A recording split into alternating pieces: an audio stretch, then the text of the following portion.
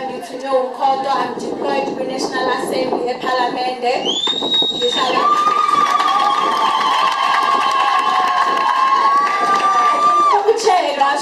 Umkhonto is headed to the right direction. Khona i-Youth League phezulu laphaya. Ngiyabonga abantu abadala ngokukhulu ukuhlonipha, ngiyabingelela nonke. Ngibingelela wonke umuntu okhona namhlanje, wonke umuntu okwazi ukushiya yonke into yakhe wezohlangana nathi namhlanje. Comrades, we are in the year of local government elections, which means no sleep, no rest.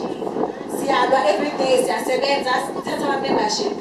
Ngifuna ukusho into yodwa comrades ukuthi noma umbhalisisa umuntu i-membership, don't forget to check ukuthi lo muntu omgcwalisisayo are registered to vote. Make sure ukuthi lo muntu is registered to vote. Make sure ukuthi i-address yakhe ebhalwe leyo registration is still the same address that is he or she ahlala kuyona. Ngoba last we faced a lot of complications. Abantu bethu bayovota kuthiwa hayi i-address yakhe wrong, awuvoti la uvota, which discourages abantu abaningi.